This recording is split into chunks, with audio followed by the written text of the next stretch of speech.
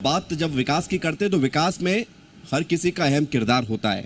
सबसे बड़ा किरदार होता है उन शिक्षकों का जो छात्रों को पढ़ाते हैं, और वो शिक्षक जहाँ पर पढ़ने पढ़ाने की सेवाएं देते हैं, वो यूनिवर्सिटी, वो कॉलेज, उसकी भी बड़ी भूमिका होती है।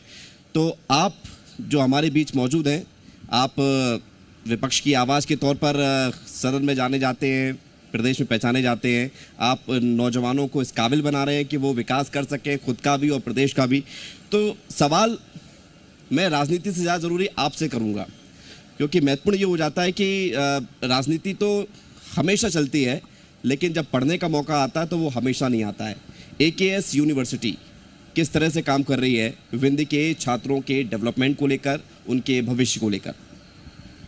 देखिए, AKS यूनिवर्सिटी विंध्य में सबसे पहले लोगों को, हमारा सबसे पहले राजीव गांधी कॉलेज था, और फिर उसके बाद हमने 2011 में AKS यूनिवर्सिटी बनाई। तो पहले यहाँ पर लोग बाग मात्र BA, BSc, BCom ही डिग्री जानते थे। उसके अलावा यहाँ के जो स्टूडेंट्स हैं या पेरेंट्स हैं, वो कोई दूसरा कोर्स नहीं जानते थे।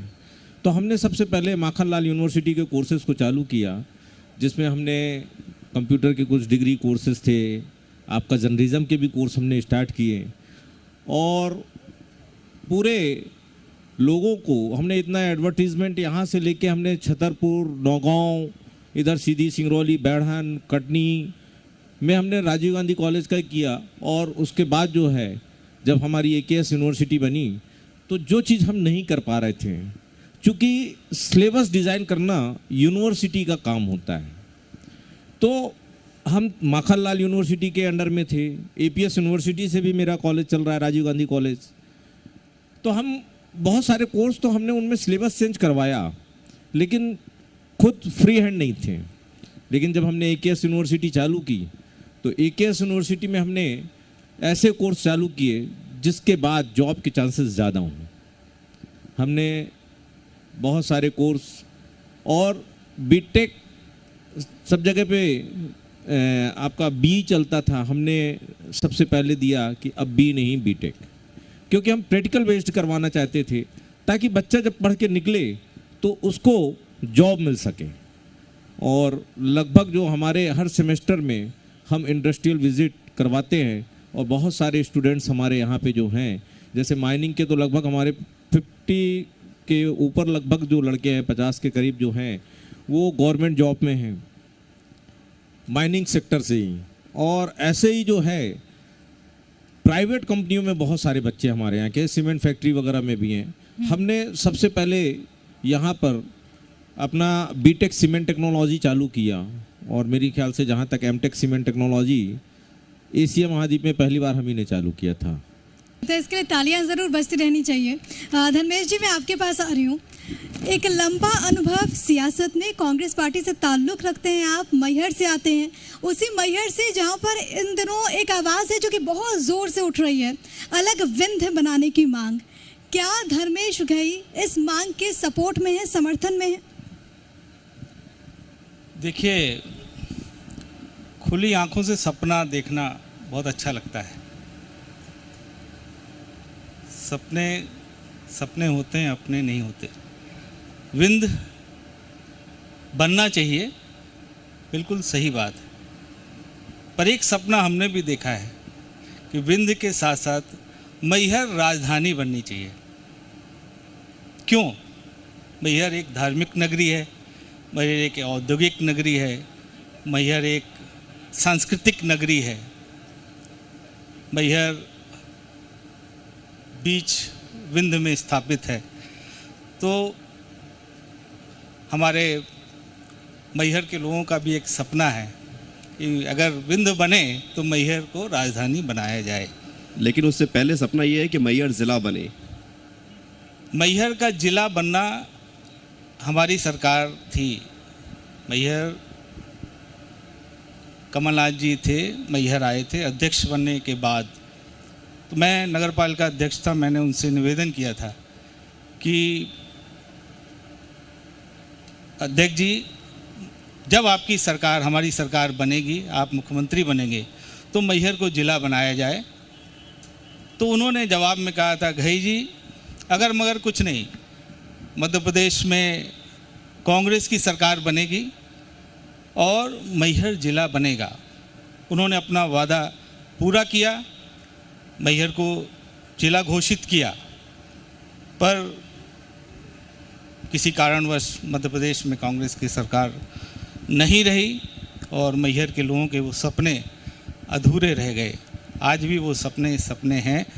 मैं मैहर के नेतृत्व से निवेदन करता हूं कि इस सपने को पूरा करने में अपनी महती भूमिका निभाएं। जी, एक और सवाल मेरा यहाँ पर आपसे होगा, क्योंकि हम देखते हैं कि आज के वक्त में जो युवा है वो बहुत ज़्यादा परेशान भी है, बहुत सारी चीज़ें को लेकर आशंकित भी है। इन सब के बीच में जब मैं एक बार फिर से कोविड का काल देखना चाहूँगी, क्योंकि बहुत सारी चीज़ें हमने वहाँ से सीखी, एजुकेशन के लिहाज से, शिक्षा के लिहाज से कई सारे इनोवेशंस हुए, कई सारे नवाचार हुए जो कि हम सब के लिए बहुत शुरुआती दौर में थे।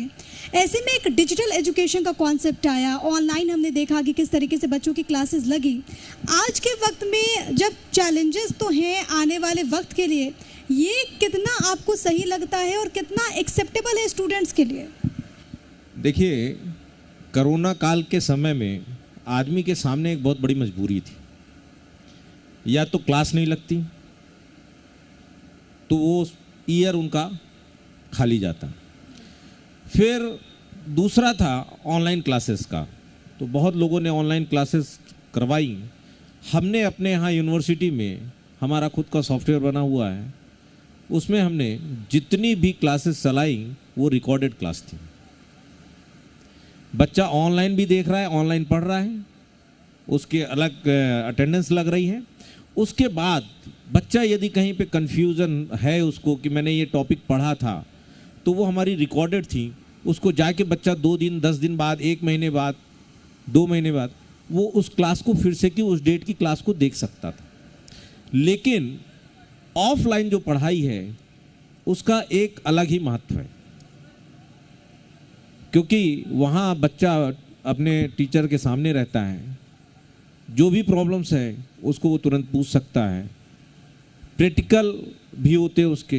कोरोना टाइम में हमने प्रैक्टिकल नहीं करवा पाए, लेकिन उसके बाद जैसे ही कोरोना कम हुआ उस समय हमने तुरंत स्टूडेंट्स को बुलाया और पूरे प्रैक्टिकल करवाए। कई साहब, आप नगर पालिका के अध्यक्ष रहे मैहर के, लंबे समय तक काम आपने किया। मैहर के विकास की अगर बात की जाए तो वहाँ पर बहुत कुछ हुआ है, लेकिन अभी भी बहुत कुछ होना बाकी है।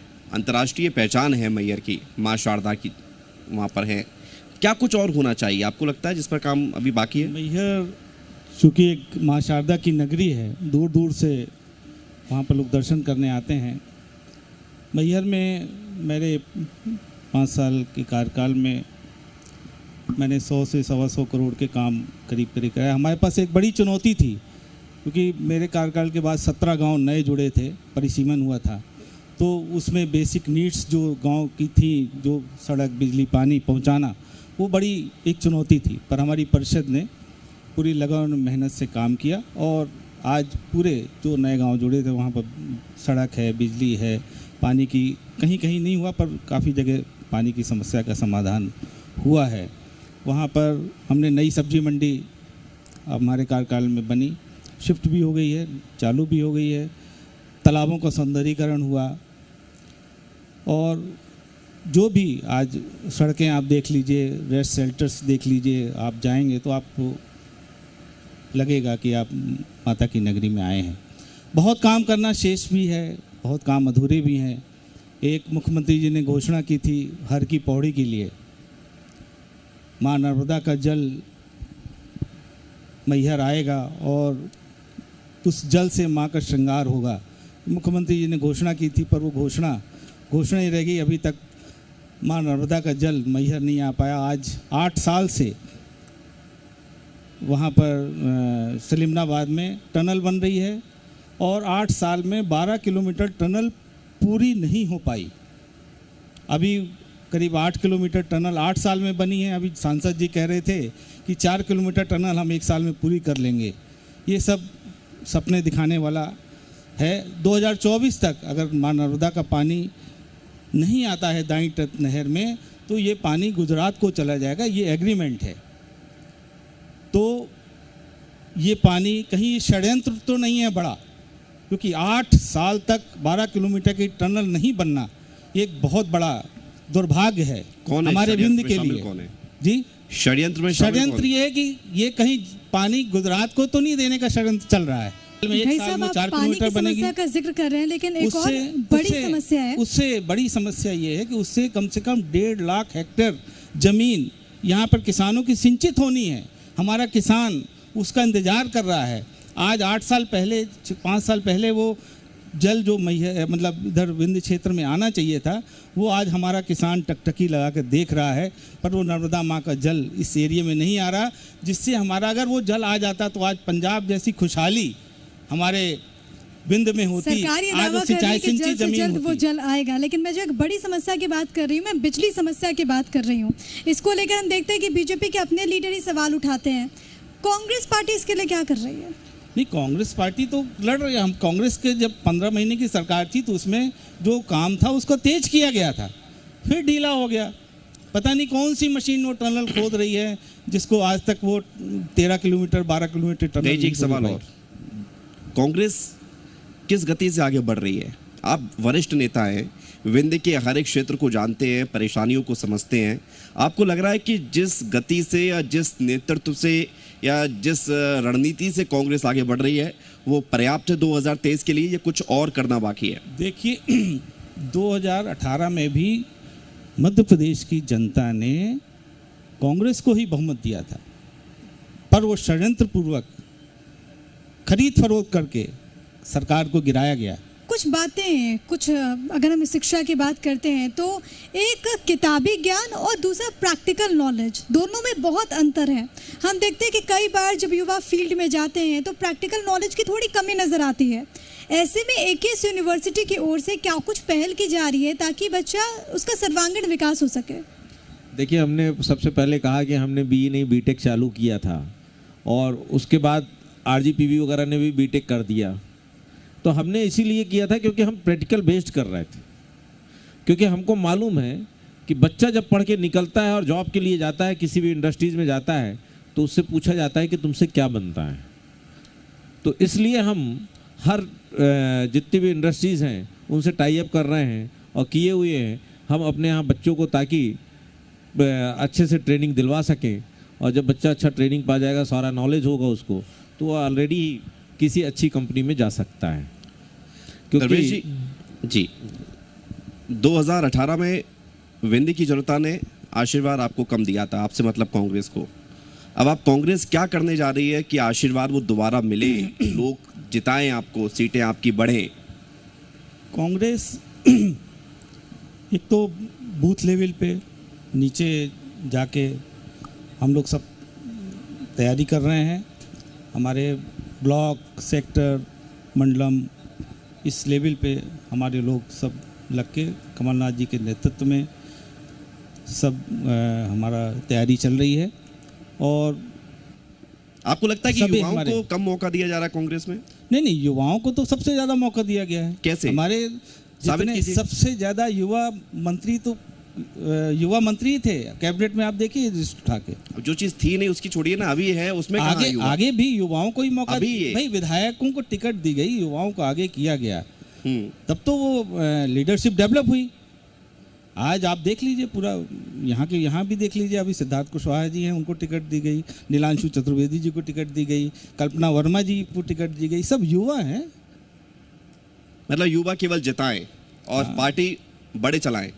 नहीं पार्टी का क्योंकि उनको एक्सपीरियंस है, उनको अनुभव है, तो अनुभव और मेहनत दोनों जब तक कॉम्बिनेशन होगा तब तो कुछ। ठीक है, बहुत बहुत धन्यवाद, बहुत बहुत शुक्रिया आपका अजय कुमार सोनी जी, धर्मेश घई जी, हमारे साथ जुड़ने के लिए और तमाम विंध्य के विकास के से जुड़े हुए सवालों के जवाब देने के लिए बहुत बहुत धन्यवाद। बहुत बहुत धन्यवाद। लेकिन मैं आपसे गुजारिश करूंगी कृपया आप मंच पर ही रहें। साथ ही साथ मैं आमंत्रित करना चाहूंगी जी मध्य प्रदेश छत्तीसगढ़ के सेल्स हेड राजीव त्रिपाठी जी को कि वो मंच पर आए, स्मृति चिन्ह भेंट करें हमारे इन दोनों खास मेहमानों को। तो तमाम तरह के सवाल हैं जो कि आज इस मंच से पूछे गए। अजय कुमार सोनी जो कि डायरेक्टर है एकेएस यूनिवर्सिटी सतना से, उनसे पूछेंगे किस तरीके से प्रैक्टिकल नॉलेज पर उनका फोकस है। इसके अलावा धर्मेश खई को आपने सुना, सीनियर लीडर हैं, कांग्रेस पार्टी से ताल्लुक़ रखते, एक लंबा अनुभव है और उनका भी ये दावा कि 2023 में तो हम ही चुनाव जीतेंगे, हम मतलब कांग्रेस पार्टी ही चुनाव जीतेंगी। हालांकि 2023 में देखना होगा कि आम जनता किसको चुनती है, लेकिन कोशिशें हर एक स्तर पर देखने को मिल रही हैं। दोनों खास मेहमान किस तरीके से उनकी जर्नी रही, किस तरीके से उनका ये सफ़र रहा, उसके बारे में आज इस मंच से उन्होंने अपनी बातों को यहाँ पर रखा। आज इस मंच से वो तमाम सवाल जो कि आम जनता से जुड़े हुए हैं, चाहे वो मैहर को लेकर हो, चाहे वो सतना को लेकर हो, वो पूछेगा। और हमारी कोशिश यही है कि जितना से ज़्यादा जो भी आपके सवाल हैं, जो भी आपके विषय हैं, वो आज इस मंच से पूछे जाए, चाहे वो अलग विंध्य की मांग को लेकर हो, जो आवाज़ उठ रही है और उस पर कांग्रेस का क्या स्टैंड, उसको लेकर हम बात कर रहे हैं।